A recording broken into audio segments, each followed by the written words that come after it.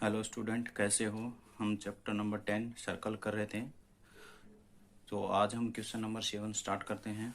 क्या है, if the diagonal of a cycle of a quadrilateral are diameter. ये कह रहा है ये एक क्वाड्रिलेटर है ABCD, जो इसके डायगोनल हैं वो क्या हैं, डायमीटर की तरह काम कर रहे हैं इस सर्कल के रूप में। तो मीन्स O पे क्या है, सेंटर है of the circle passing through the vertex of the quadrilateral prove that it is rectangle. यानी कि ABCD को हमें क्या शो करना है, रेक्टेंगल करना है। ठीक है, इसका अर्थ क्या है, हम कोई भी एक एंगल क्या शो कर दें 90 डिग्री का ABC, तो इसका अर्थ क्या हुआ क्या हो जाएंगे, क्वाड्रिलेटर हो जाएगा। ठीक है, यानी कि दो अपोजिट एंगल भी क्या कर दें 90 डिग्री 90 डिग्री, तो क्या हो जाएंगे, क्वाड्रिलेटर हो जाएंगे।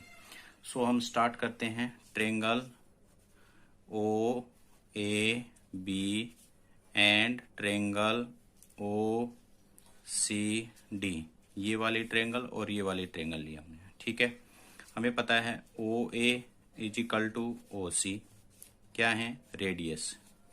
ठीक है, दोनों क्या है, रेडियस हैं, तो ये बराबर होंगी। इसी तरह से इसमें OB और इसमें OD, ये भी क्या है, रेडियस। ठीक है, उसके बाद ये वाला एंगल और ये वाला एंगल क्या होगा, equal.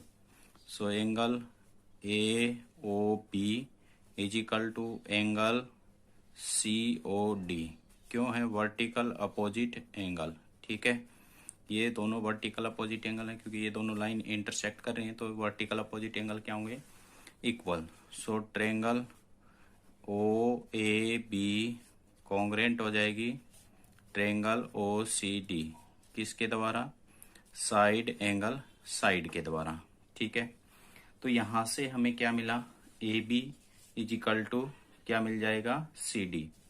AB is equal to CD किसके द्वारा, CPCT रूल के द्वारा। ठीक है, तो यहां से हम देखें तो ये सर्कल है, तो ये वाली जो आर्क है वो भी हमारी इक्वल हो जाएगी इस आर्क के इक्वल। ठीक है, क्यों, क्योंकि ये साइड और ये साइड अगर इक्वल है तो ये आर्क और एक ये आर्क क्या हो जाएंगी, सर्कल में इक्वल हो जाएंगी।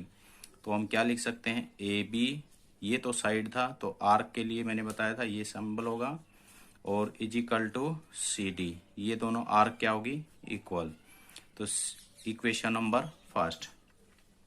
सिमिलरली हम क्या करेंगे, इन दोनों ट्रायंगल में काम करेंगे। सिमिलरली तो हमें क्या मिलेगा, AD arc is equal to क्या मिलेगा, BC आर्क। ठीक है, ये दोनों आर्क हमें क्या मिल जाएंगी, इक्वल मिलेंगे। सिमिलरली हम करेंगे, इन ट्रायंगल को लेके चलेंगे। सो दोनों इक्वेशन को क्या करेंगे, ऐड करेंगे, एडिंग फर्स्ट एंड सेकंड। ठीक है, तो ऐड करेंगे तो हमें क्या मिलेगा, AB आर्क प्लस कितना मिल जाएगा हमारे पास, AD arc is equal to कितना मिलेगा, CD arc plus BC arc.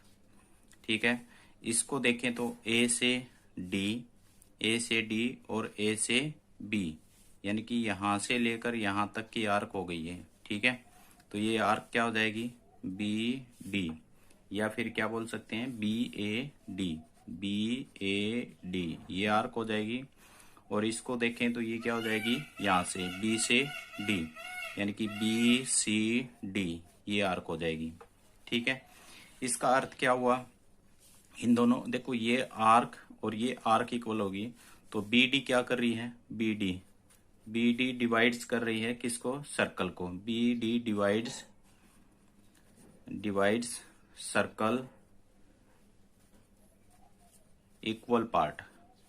ठीक है, equal part, BD equal part में डिवाइड कर रही है, तो यानी कि क्या हुआ, ये जो सर्कल है हमारा क्या है, सेमी सर्कल, और सेमी सर्कल में बना एंगल क्या होता है, 90 डिग्री। सो एंगल C कितना हुआ, 90 डिग्री। इसी तरह से एंगल ये भी सेमी सर्कल में बना है, तो एंगल A क्या हुआ, 90 डिग्री। इसी तरह से हम क्या करेंगे, एक बार इनको यूज किया है तो इसी तरह से AC को भी शो कर सकते हैं। तो सिमिलरली हमें क्या मिलेगा, B is equal to 90 degree और D is equal to 90 degree. So क्या हो गए, all angle are equal, all angle are equal, ठीक है, सभी एंगल क्या है equal. So A B C D क्या हो जाएगी, A B C D is a quadrilateral.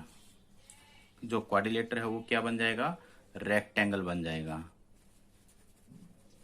ठीक है। यही हमें क्या करना था, शो करना था।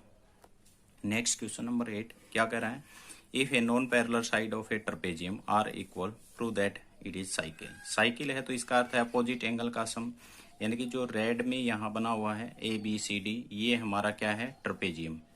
अब ये कह रहा है कि आपको ये इसको साइकिल प्रूव करना है, तो हमें क्या शो करना है, angle 1 plus angle 2 is equal to 180 show कर दें, क्योंकि साइकिल का क्या होता है, अपोजिट एंगल का सम कितना होता है, 180 डिग्री होता है। तो यहाँ से क्या करेंगे हम, 1 और 2 को 180 शो करना है। तो हमारी कंस्ट्रक्शन होगी यहाँ पे, ठीक है, क्या होगी construction, draw a line CE parallel to A B, ठीक है। ये जो था ये तो ट्रपेजियम गिवन था, हमें ये कंस्ट्रक्शन की है जो ब्लू लाइन में है अपनी मर्जी से। तो ये क्या हो गए, पैरेलल हो गए। पैरेलल हो गए तो हमें पता है ए बी पैरेलल टू ये हो गया, तो ये यहाँ से हमें क्या मिलेगा, ई पैरेलल टू किसके हो जाएगा, बी सी के हो जाएगा, ठीक है। ए ई पैरेलल टू किसके हो जाएगा, बी सी के, ठीक है। क्योंकि ट्रपेजियम की अपोजिट लाइन क्या होती है, पैरेलल होती हैं। पहले से ये दोनों लाइनें क्या थी, पैरेलल थी, पहले से ही थी गिवन, क्योंकि ए डी पैरेलल टू क्या था, बी सी। तो हमने उसी लाइन को आगे एक्सटेंड किया है ई पॉइंट तक, तो अब क्या हो जाएगा, A E parallel to B C. तो एक इक्वेशन ये होगी हमारे पास, एक इक्वेशन ये होगी। अगर इन दोनों को देखें तो ये दोनों भी पैरेलल हैं, ये दोनों भी पैरेलल हैं। तो A B E D, A B C E is a parallelogram, ठीक है। ये क्या बन गया, एक पैरेललोग्राम बन गया, ठीक है। और पैरेललोग्राम का हमें पता है अपोजिट एंगल क्या होता है, इक्वल होता है। So angle 1 is equal to angle 4, ठीक है, इक्वेशन नंबर 3। क्योंकि ये 1 और 4 क्या हो गए, इक्वल। शो करना है हमें 1 और 2 का सम 180। तो यहां तक हमें क्या मिल गया, इक्वल। अब हमें क्या गिवन है, non parallel side are equal, ठीक है, sides of a trapezium are equal. ये इक्वल हैं, मींस ये साइड और ये साइड क्या है, इक्वल। और ये हमने अपनी मर्जी से कंस्ट्रक्ट की थी, ड्रा पैरेलल लाइन और इक्वल, ठीक है। यानी कि हमें एक बात और कंडीशन लिखनी होगी, A B equal to C E, ये दो बातें लिखनी होंगी, ठीक है, पैरेलल भी और इक्वल भी। सो हमारे पास एक तो क्या मिल गया, A B is equal to कितना मिलेगा, डी सी या सी डी। एक बात तो ये थी हमारे पास इक्वेशन 1, और दूसरी क्या है, ये गिवन है हमारे पास कंस्ट्रक्शन के द्वारा, A B is equal to C E, ये बी इक्वेशन। तो comparing A and B, comparing A and B, A और बी को कंपेयर करेंगे तो हमें पता है लेफ्ट हैंड साइड इक्वल है तो राइट भी इक्वल होंगी। तो C D is equal to C E, ठीक है, ये मिल गया हमारे पास। सो अगर अब देखा जाए तो ये दोनों क्या होगी, दोनों इक्वल।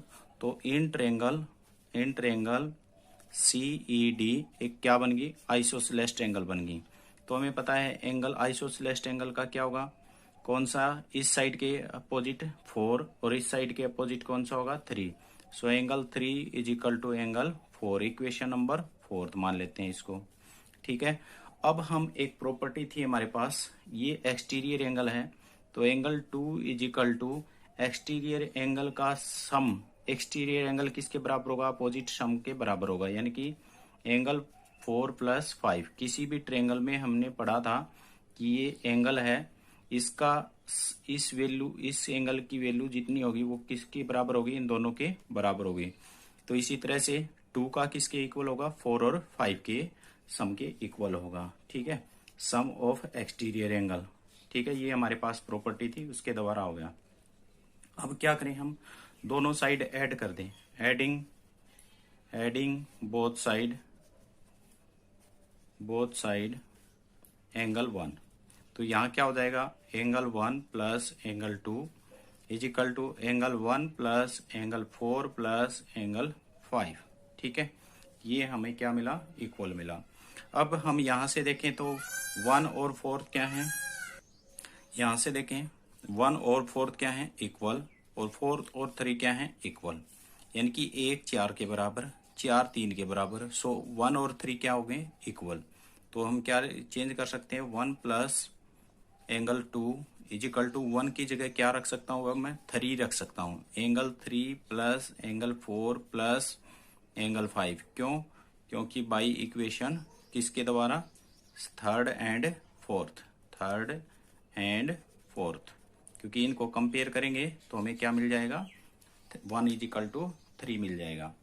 अब अगर देखा जाए तो 1 2 3 ना 3 4 5, 3 4 5 किसके हैं, एक ट्रेंगल के, और एक ट्रेंगल का सम कितना होता है, 180 डिग्री। कितना होता है, 180 डिग्री। सो एंगल 1 प्लस एंगल 2 क्या हुआ, 180 डिग्री। ठीक है। सो हमें क्या मिल गया, अपोजिट का सम क्या मिल गया, इक्वल, 180 के इक्वल मिल गया। तो क्या हो गया, ए बी सी और डी, A B C D is a cycle.